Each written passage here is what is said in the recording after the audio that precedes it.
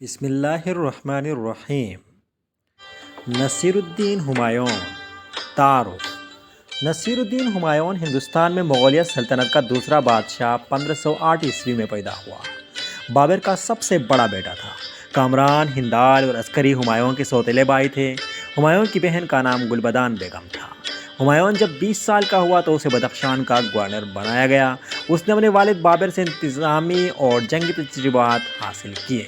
1529 عیسوی میں ہمایوں کو بدخشان سے بلا کر سنبل کا گورنر بنایا گیا۔ ہمایوں کا کردار۔ ہمایوں علم دوست اور کتابوں کا شوقین تھا، بلکہ وہ کئی دن کتب خانے میں رہنے کا عادی تھا۔ ایک ہی وقت میں کئی منصوبے سوچتا تھا اور اس کی توجہ منتشر رہتی تھی۔ انگریز مورخین کہتے ہیں کہ اس کا اپنا کردار ہمایوں کا سب سے بڑا دشمن تھا۔ لین پال کہتا ہے کہ وہ زندگی بھر ٹھوکریں کھانے اور فحش غلطیاں کرنے کا عادی تھا، حتیٰ کہ آخری وقت میں بھی ٹھوکر کھا کر گرا اور موت کے آغوش میں چلا گیا۔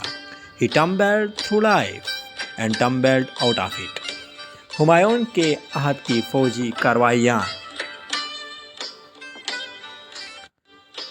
نمبر 1، کلنجر کا محاصرہ۔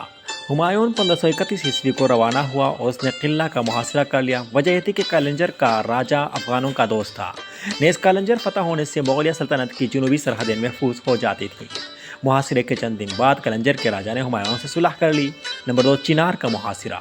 ستمبر 1532 میں ہمایوں نے چنار کے قلعے کا محاصرہ کیا۔ یہ قلعہ شیر شاہ سوری کے قبضہ میں تھا۔ 4 ماہ کے محاصرے کے بعد ہمایوں نے شیر خان سے صلح کی درخواست منظور کر لی۔ یہ چنار کے قلعہ کا پہلا محاصرہ تھا۔ چنار کے قلعہ کا دوسرا محاصرہ۔ نومبر 1537 میں ہمایوں نے چنار کے قلعے کا دوبارہ محاصرہ کیا۔ 8 ماہ کے محاصرے کے بعد فتح ہوا۔ چوسا کی جنگ۔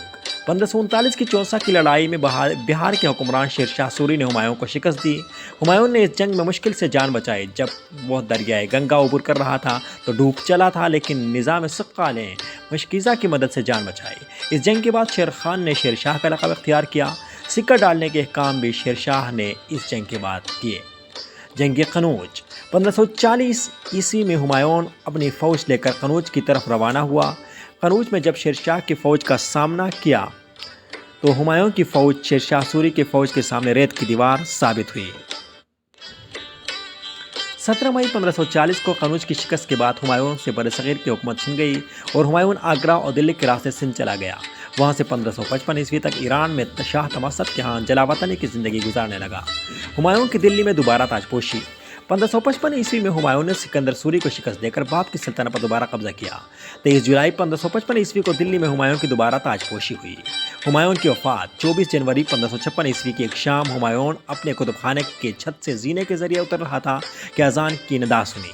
وہ تعظیماً بیٹھ گیا۔ اذان کے بعد جب ہمایوں اترنے لگا تو پاؤں پھسلتے ایسا گرا۔ 3 دن کوما میں رہنے کے بعد 27 جنوری 1556 عیسوی کو انتقال کر گیا۔ ہمایوں کا مقبرہ۔ ہمایوں کا مقبرہ دلی کے قریب ہے، جس کو ہمایوں کی بیوی حمیدہ بانو بیگم نے اپنی نگرانی میں تعمیر کرایا، جو مغلیہ فنی عمارت میں بلند مقام رکھتا ہے۔ 1565 عیسوی میں تعمیر کردہ یہ مقبرہ ہمایوں کی وفات کے 6 سال بعد مکمل ہوا، جسے ایرانی ماہر تعمیرات میرک مرزا غیاث نے ڈیزائن کیا تھا۔ یونیسکو کے عالمی ثقافتی ورثے کی فہرست میں اس کا اندراج ہوا ہے۔